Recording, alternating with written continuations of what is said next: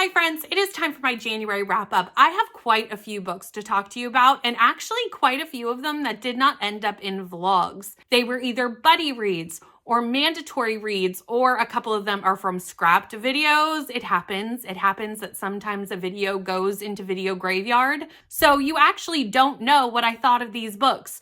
So now I'm gonna tell you. For the month of January, I ended up reading 13 books, which I'm not mad about. I am currently in the middle of reading 3 that are going to float over into next month. So I also read 3 other books, or part of 3 other books that are now moving over because I didn't get them done in January, and that's fine. They can be part of February. That's not a problem. And with that, I read 6,023 pages.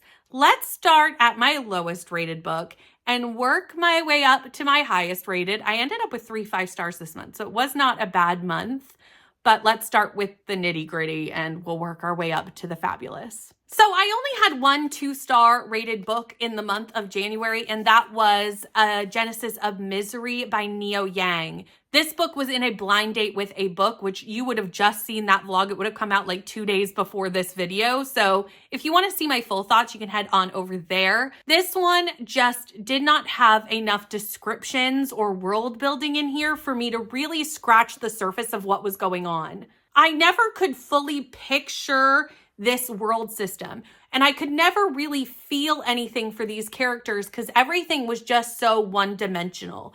And with this really integral political and religious system, I needed a lot more information to really care about either side of these factions. And really, we were only ever told about one side, really. Like the other one was just kind of like this thing off in the distance that we never really got any information about. And I prefer books where you have 2 sides and maybe a group of people trying to figure out what's right, what's wrong, is one side right, is one side wrong, really questioning the powers that be. And that is not what I got. Misery is the 9th messiah of this kind of religious system that has also turned into the political system. We have the heretics, we have the faithful. And she is kind of teamed up with the faithful, and they're saying, you are the Messiah, you are the Messiah. And she's like, I don't think that I am, but okay, I will do what you tell me to do. And I just kept waiting for Misery to question this system, and Misery never really did. It was just so flat for me, and I was just waiting for it to go to another level, and it just never did. So that's how it kind of came to a 2-star rating.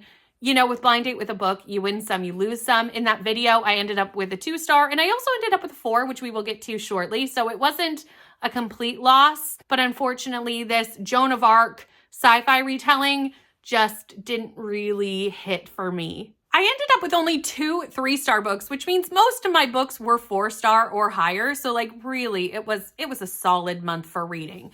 The first one was Everyone Here Is Lying by Sherry Lapina. This one I also read in a vlog. I did a mood reading 24-hour timer. So again, if you want to go see my full thoughts, you can head over to that. In this one, we follow a missing girl, and her name is, I forget her name. Hold on, let me look. Avery. She has gone missing. She's 9 years old. She went home from school early. The teacher sent her home, and she goes missing. But what we know very early on, it's even in the synopsis, is that her father actually came home early, found his daughter there, got mad that she was home for various reasons, and ended up kind of leaving her at home, and she goes missing after that, but everyone thinks she went missing on her way home from school. And he's hiding some things from the police. Why? The family's hiding things. There's a lot of things with the neighbors. Everyone is hiding things. Everyone is lying. And we have this suburban psychological thriller with this missing child. I will say, I was really enjoying this book up until the twist. The twist happened, I think, far too early in the book. So then the book felt like it was meandering toward the finish line. But also, I just didn't really appreciate the twist that the author decided to put into this book. It just didn't sit right with me. I just didn't like it. But I was enjoying the book up till that point. So I kind of came out with a 3-star because overall the writing style worked really well. The story was good up until that point. And it wasn't horrible after that point. It just wasn't ideal for me. So 3 stars. I do love Sherry Lapina's writing. If I need a thriller and I need a quick palate cleanser, Sherry Lapina is always a great place for me to go. This next 3-star book may shock some people. I did a buddy read. It was my first buddy read of the year. I'm trying to get a lot more buddy reads in, so you're going to hear me talking about buddy reads a lot this year. Kind of my goal is to actually do a buddy read a week just to connect with my bookish friends. I have made so many bookish friends here on the internet, and I want to connect with them and read with them, and I feel like I don't always have time to do that. So this is my goal this year, is to make that time. So the first book that I did at the very start, well, end of December, start of January, we started it in December, and it rolled in, was The Diviners by Libba Bray. And I know this is a really well-loved book and not necessarily a well-loved series. I've heard a lot of great things about the early books, not as great things about the later ones. For me, this was a vibe.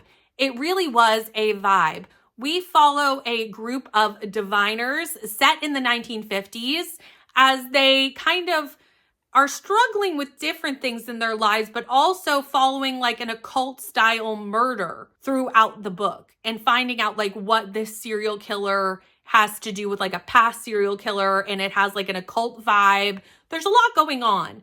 What I liked about this book was the setting. I really did like the setting of this book in the 1950s. I think the setting was done very, very well. The audiobook also, fantastic.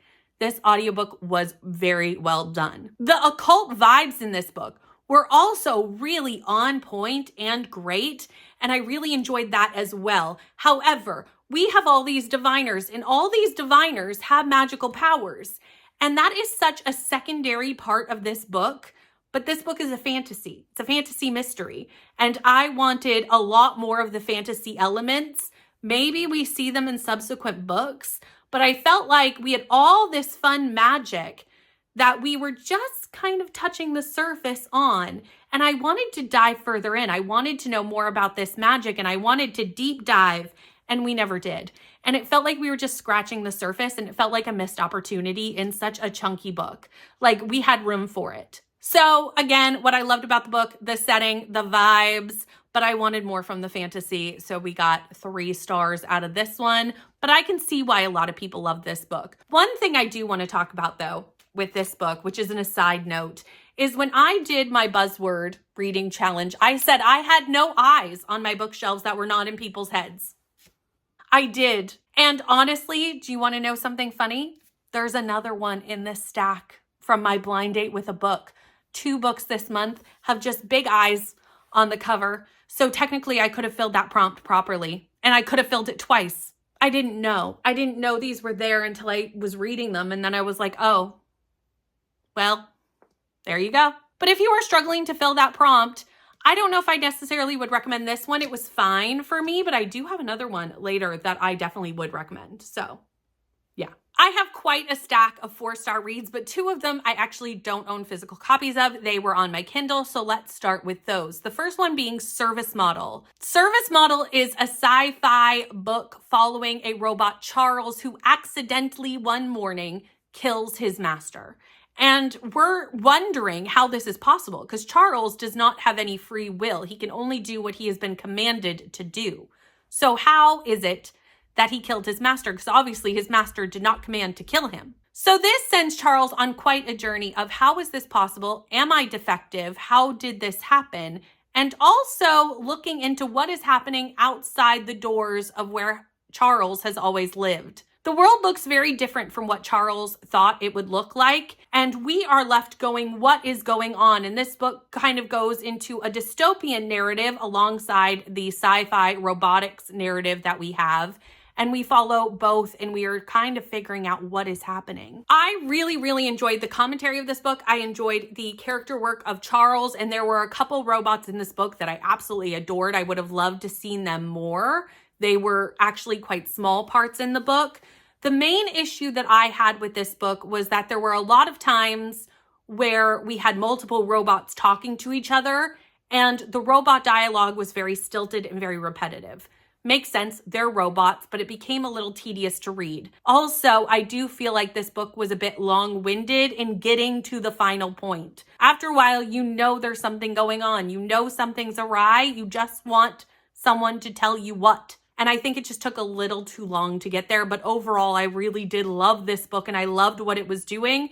So I would definitely recommend picking this up. It was a really good sci-fi robot novel. If you like Some for the Wild Built, this is a good shout. If you like Murderbot, I think you would probably like this too. Like there's a little bit of both kind of like mixed in. It's cozy, but it's also got some high stakes. There's a good commentary. There's a lot of great things going on here. And honestly, repetitive dialogue is something that is really a personal like pet peeve of mine. So I could see a lot of people not minding that. It's just for me, like something that I will always be like, not my favorite.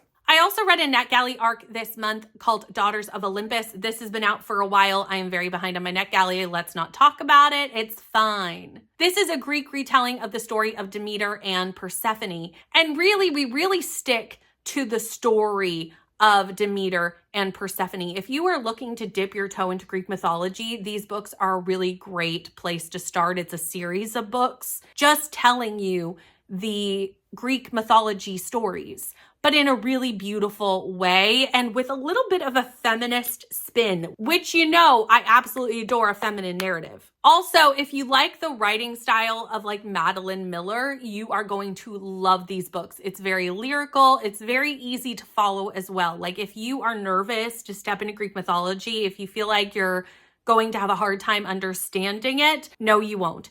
This is so digestible and such a great starting point, or even a great refresher for those of us who maybe do know some Greek mythology, but it is a really great refresher book. I have 2 more in this series on my Kindle that I am hoping to get to throughout the year because I've now read 2. This one I gave 4. I also read Athena's Child, which I gave 5. So I've really enjoyed 2 books and I'm excited to continue. The next 4-star I had was The Innocent Maid by Karen Miller. This book I buddy read with Margaret from The Word Nerd. This was part of a book haul reaction video that I did at the very end of 2024. And it was the only book in that book haul that I had not read. So it was kind of forced that I needed to read this. And honestly, I was going into this with very, very low expectations. Extremely, extremely low because it had been sitting on my shelf for a while and I just didn't know if I really cared about this book, but was I wrong? I was so wrong. This was almost a 5-star and I could see the next book in the series potentially being that. In this book, we follow Asher, and Asher is from a small fishing village and he leaves his home to go to the Dornan capital to kind of get a job, earn some money so that he can go back and start his life with some money and get some few boats and kind of start a fishing empire of his own in his small town. When he gets to the capital, he actually saves the prince from being clobbled by a horse and he gets a job as the prince's stable hand and then eventually works his way up to being his assistant as the Olkin administrator. There are 2 peoples of this land, Dornans who have magic, Olkin who do not. And the Dornans kind of rule over both factions. And the prince is tasked with kind of helping between the 2 peoples and kind of building relations between these 2 peoples. And he thinks he should have an Olkin to help him. So he hires Asher to be his Olkin helper. Prince Gar does not have magic. And the way his people and his family treat him because he does not have magic is actually like horrible. But I do love the friendship that forms between him and Asher. And we know that something of greatness is meant for Asher. We know the whole time that he is somewhat of a prophesied thing amongst the Olkin people. He doesn't know that he is, but we do as readers. And we're watching him kind of take all these steps that are going to lead him to this moment that he is supposed to get to as basically like a chosen one situation. I am only in the middle of that at the end of this book. I need to know what's happening. This book leaves on what could only be considered a massive cliffhanger. It is the hugest cliffhanger ever. I do have the next book. Margaret and I are going to be buddy reading it in March. I would have done it in February, but February is a small month. There was no time. But I cannot wait to get back into this book. This was going to be a 5-star read until about part 2 of this book, where I just had to bring it down just a tiny bit. We had a time jump in part 2 and I didn't love how that time jump was handled. But overall, there was so many great things in this book and I'm really excited to continue with this story and the subsequent other books in the series. I found out I'm actually missing one. There's a prequel to this that I don't own. And then there is another duology that is like attached and adjacent to this one, which I do own. So I need to get my hands on the prequel, and I will definitely be reading this whole series. I'm kind of thinking this year with Margaret, I think we're just gonna like keep going through it. Then we have the B&K book club of What the Wife Knew by Darby Kane. This is another one that was barreling towards a 5-star. I read this in a matter of a day and a half. Like it was, actually, I don't even think it was that long. It was like the night and the next day. Like it was very fast that I read this book. And the vibes of this book were great. The main character in this book, I adore her. She's a queen. She's a queen. I adore her. But there was just one too many twists in this book, which I do think is a consistent issue with the author. This is my third book, and I prefer in a thriller to have very targeted twists, very thought out targeted twists. And I feel like if you have too many twists, it feels a little chaotic and feels like the author didn't know how they wanted to end the book. That may not be the truth, but that's how it feels. And I did not love how this had just too many twists at the end. It had too many twists. So I did bring this down to a 4-star, but I really loved following this story overall. In this story, we follow, what is her name? It's not Catherine, that's the other wife, Addison. We follow Addison, she's the new wife. They've only been married for like a year. I don't even think a year, like 9 months. When her husband falls down the stairs, he's dead. We start right off at the funeral, and the drama of the funeral in this book, top tier. Everyone suspects that she has killed him. His ex-wife is determined that she has killed him. Everyone's looking at her, the police, everybody. And we're trying to find out if she killed him or who did, or if it was an accident, or what has happened to this man. And also why. There are a lot of secrets in these closets, and we are unearthing them, and honestly, just had a great time with it. One last twist, this would have been a 5-star book. Another buddy read I did this month was my buddy read of Truth Witch by Susan Dennard, and I read this with Jess and Julie. This was not a planned buddy read. Julie put this on their TBR because the new book is coming out and they are doing a reread leading up to it. And I have had this sitting on my shelf for ages. I messaged Julie and was like, hey, do you want to buddy read this? And it was really interesting to read this for the first time along two people who absolutely adore this series and are coming into it as a reread, because obviously they had a lot of context for what's coming that I did not have. I really loved seeing these two main characters who are Iseult and Safi. That's her name, Iseult and Safi, and they are both witches. Safi is a truth witch, which is very, very rare, and everyone is starting to find out that that is the case, and everybody wants Safi. All these different factions, all these different political systems, they want Safi because she can tell if someone is lying. And that is huge in politics. Come on, huge. And Safi is a thread sister to Iseult. Iseult is a thread witch, and she can see the threads that connect people and tell you about their moods. There are so many different magics in this. We have wind witches and iron witches and blood witches. The different magic systems was so intricate and so fun to see how they all worked in tandem. We have the start of kind of a little bit of a romance between Safi and Merrick. I don't know when that romance actually happens because it's very much just like an inkling of a romance, but I'm here for it. Merrick is a wind witch. She was tasked from getting Safi safely from like one place to another. And my only issue with Merrick was that Merrick is an admiral, so a good portion of this book does take place on a boat, and we all know how I feel about boat books. But overall, that did not really take away from my enjoyment of this book, and I was most intrigued by the magic system and the found family in this book, and I'm excited to continue with Wind Witch next month with Julie and Jess. We're going to keep going. I only own the first 2 books in the series, so like I'm going to need to get the rest. I ended up also reading one manga during the month, which is a combination of Death Note Volume 1 and Death Note Volume 2. I ended up getting this during my Christmas Advent calendar, and I loved this manga. It was such a fun time. It was such an integral story. There's mystery. There's, you know, a little bit of gray happening here, and you're like, we should not be doing this. What are we doing? It has like a serial killer vibe. Like, I was here for it. So in this, we follow a high school student who finds a death notebook, and this notebook is a god's notebook. And in it, if you write the name of a person and how you want them to die, they will die. So this student kind of like teams up with this god to start killing murderers and evil people to kind of like cleanse the earth of evil. And we follow them doing that, but we also follow like the investigative services trying to catch this killer who is killing all these people and trying to figure out how in the world is someone killing all these people. And it was just a fun time. It really was. It was a really fun book. The characters are good. The mystery is good. Not necessarily a mystery because us as readers know what's going on, but this like murder, mystery, serial killer, detective vibe, I'm here for it. Like I loved it. I had a great time. Highly recommend, and I will definitely be picking up more of these for my collection and to continue with this series. My last 4-star book is my other blind date with a book. So we did have a win during the blind date with the books. It is also my other iBook. One I would highly recommend, honestly. This is a dark academia, mystery, fantasy genre blend. And it's by Sarah Gailey. And I had such a fun time with this. It's not shocking that I would like a dark academia book.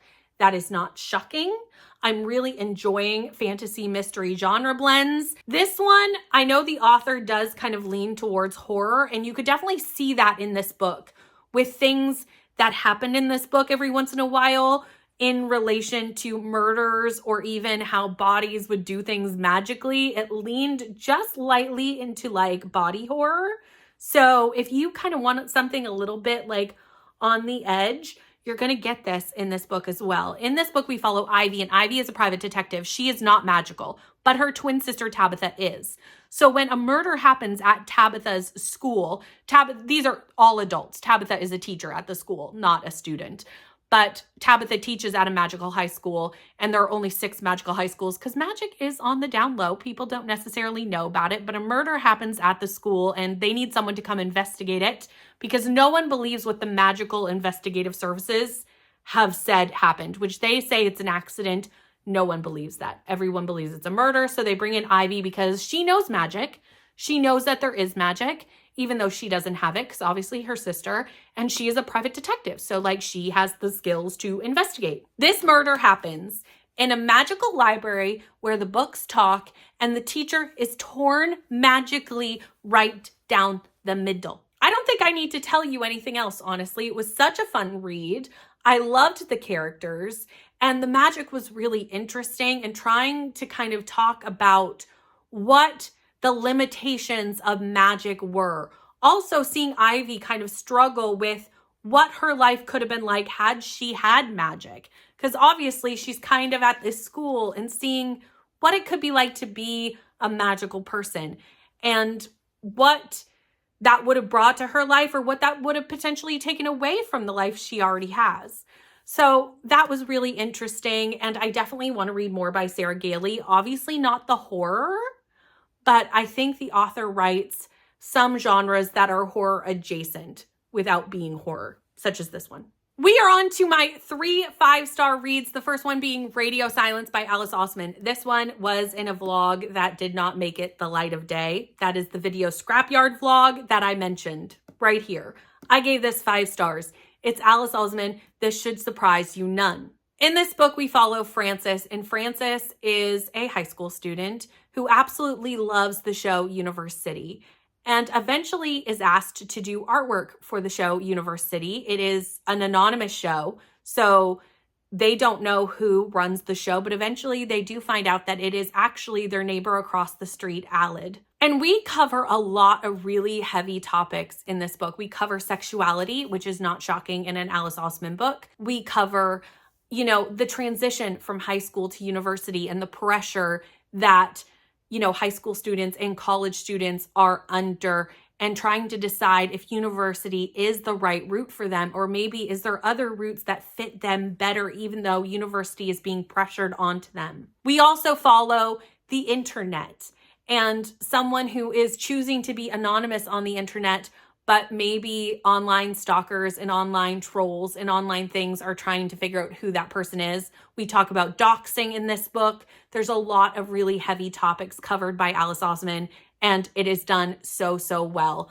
I don't read a lot of YA. This is not a YA romance. There's not a romance in here. This is a YA coming of age story if it's that. But I don't read a lot of YA, and I don't typically score YA super high because I'm leaving the genre. But truly, the way Alice Osman writes YA, these characters are characters I care about, and their problems are problems I care about.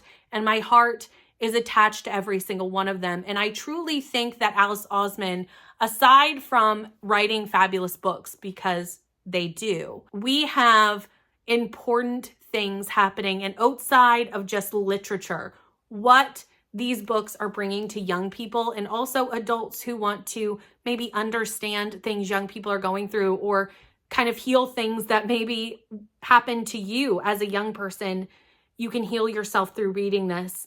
And I think it transcends literature and is like above, to be honest. Like, it's amazing. I also did a buddy read of Malice by John Gwynne with my patron Servasha and with Rainey. We had a great time reading this book, honestly. This is epic fantasy gold. It is fantastic epic fantasy. I don't necessarily think I would say it's good starter epic fantasy. Like, it's dense, but it's so well done.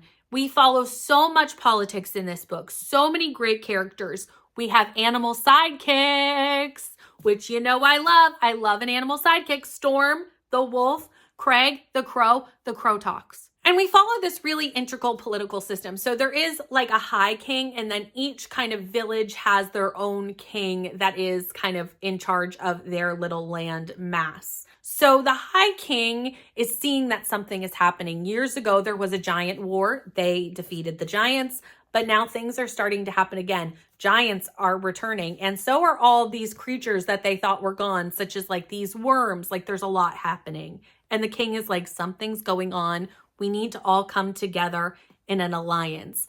Well, that doesn't necessarily go how planned. We also follow a young boy named Corbin, and Corbin is 14 years old, and you can tell that Corbin is meant for greatness. And there's still a lot of mystery around Corbin of why he's meant for greatness, what that greatness looks like. Like, I have so many questions, but I cannot wait to find out.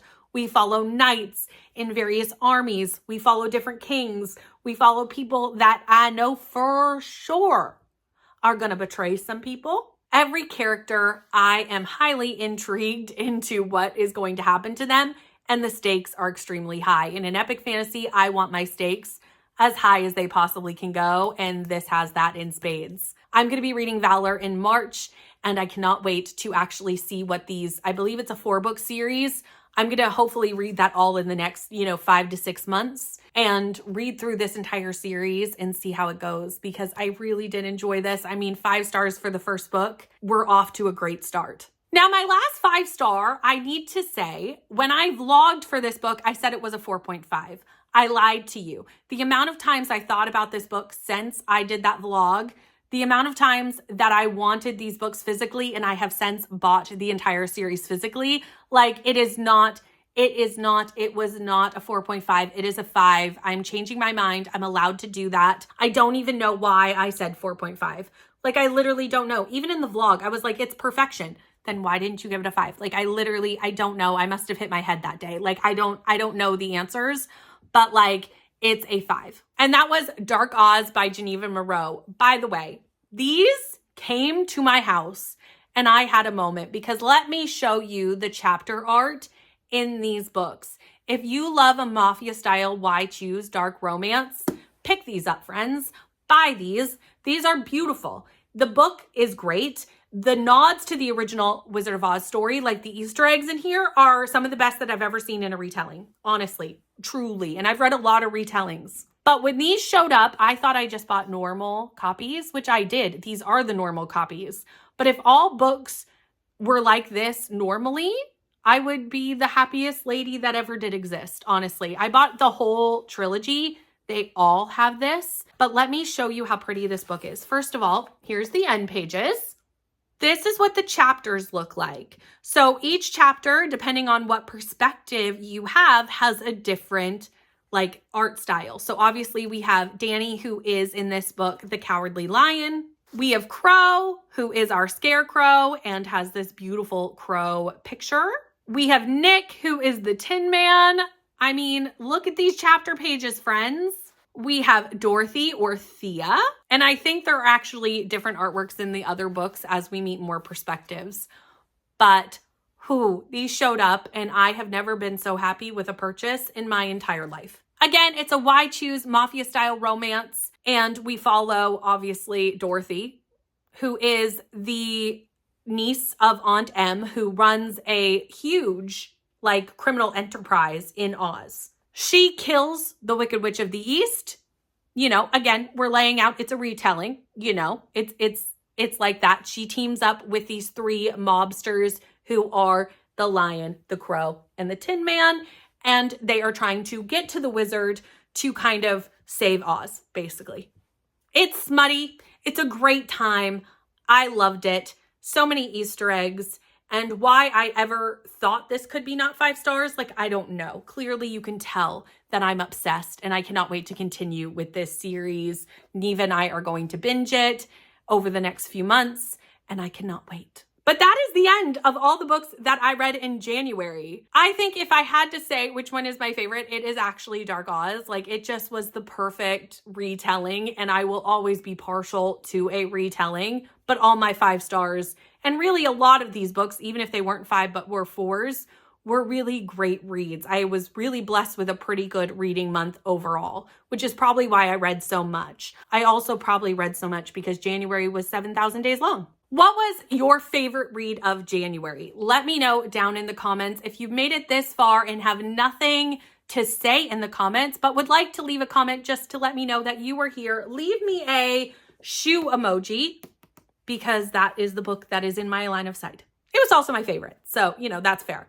Thank you so much for watching. Please like, comment, and subscribe, and I'll see you in the next one. Bye, friends.